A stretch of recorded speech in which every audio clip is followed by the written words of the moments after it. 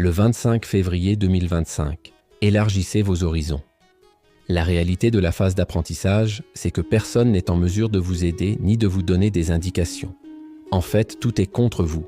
Si l'on souhaite entrer en apprentissage, apprendre et s'orienter vers la maîtrise, il ne faut compter que sur soi-même et faire preuve de la plus grande énergie. Quand on commence cette initiation, on se situe en général tout au bas de l'échelle.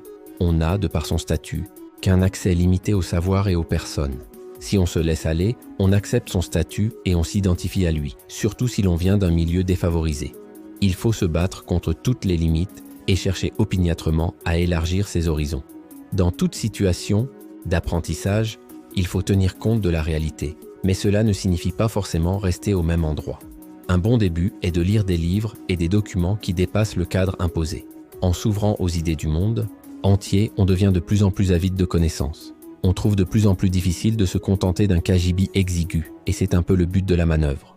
Les gens qui font partie du même domaine que vous ou de votre cercle rapproché sont des mondes en soi. Leur histoire et leur point de vue élargissent naturellement vos horizons et développent vos aptitudes relationnelles. Fréquentez des personnes aussi différentes que possible. Ces cercles grandiront progressivement. Tout type d'éducation extrascolaire ajoutera à cette dynamique. Abonnez-vous, likez et partagez pour plus de vidéos.